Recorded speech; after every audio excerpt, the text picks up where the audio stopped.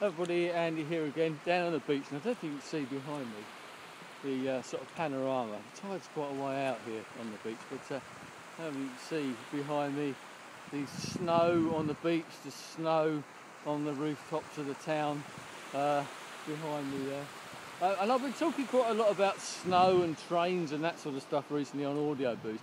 And I did one the other day, and someone said, could you talk a bit more about that? Because people who only watch me on YouTube probably aren't aware that I always kept my sort of work outside of what I talked about on YouTube and didn't really refer to it. And a lot of people wanted to know, what I did for work, shall we say.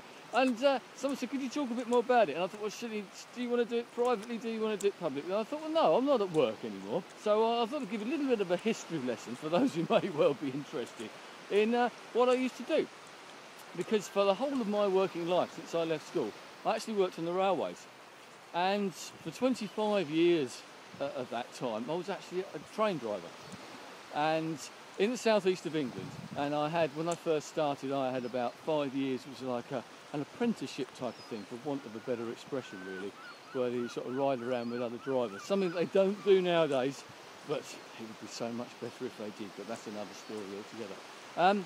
And then I drove trains in the whole of the southeast of England. I worked for the companies which are now Southern, Southeastern and Southwest Trains, most of them pre-privatisation under the old British Rail. And I drove passenger trains, diesel trains, electric trains. I drove several different types of engines and freight trains and parcel trains and mail trains and oil trains and all those type of things. So one of those jobs that for some people it's a boyhood dream, and it never really was for me, although my father used to say that when I was younger I wanted to be a train driver. But then when somebody's about 5 or 6 years old, especially in those days, that's what people wanted to be. It was quite a glamorous job. But I just sort of drifted into it, to be perfectly honest. It wasn't a great ambition. I had a family friend who lived up the road from us who was a train driver. And I didn't know what I wanted to do, as I've said many times, probably still don't now. But even back in those days, I had no idea really what I wanted to do, and I drifted into it. There was an opportunity, and it was a case of I wanted to leave school. I wanted to earn some money, as people do. And it enabled me to do that, and I never intended to stay there. I even had interviews for other jobs and things like that. But I just stayed there. It was easy. Yes, there was shift work and that type of thing, very, very much unsocial hours and that type of thing as well.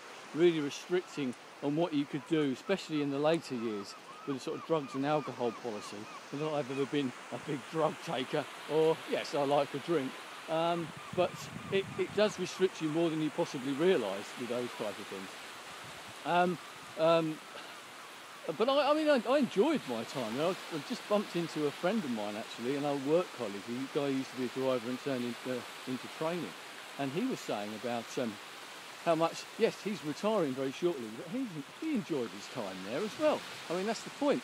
I was lucky that I fell into a job that I enjoyed quite a bit. It did me all right. The money wasn't particularly good when I first started. It got a lot better after privatisation, strangely enough. The one thing that it did do me some favours.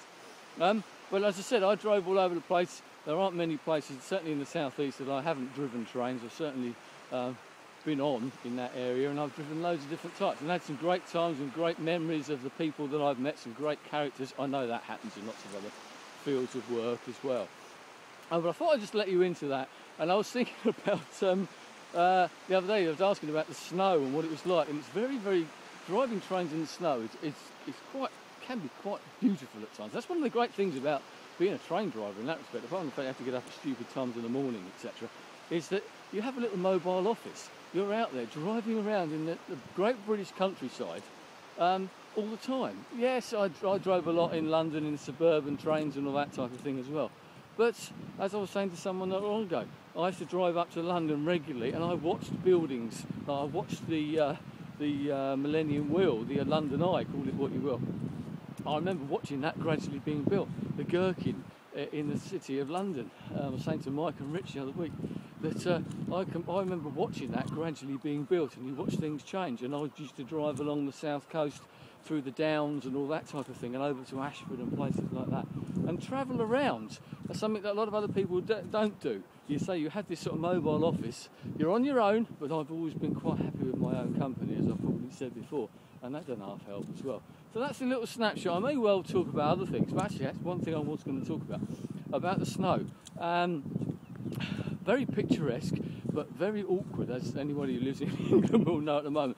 It used to be a bit different with the older trains. You used to be able to coax them a little bit. And I remember one particular trip when I had to take a train from Hastings up to London and back. And this was in the evening, a weekday evening. And it was snowing, and we got up towards London Bridge. And what this happens, especially when it's dark, you get the arcing and sparking from the third rail system, which we have here in the southeast of England, and the cause of all the problems generally. That comes to, and it reflects off of the snow, all the white. It's like a sort of phosphorescence, or I don't know what the word is. It reflects off of the snow and around in the night sky and everything. And it was that bad that by the time I got back to Hastings, I had a steaming headache because of that flashing. It's like a strobe light going all the time, I suppose. And apart from the fact that you're concentrating hard and trying to coax this train from A to B, it's not a lot of fun. But in some ways, it's quite interesting to drive around in those conditions, those challenging conditions.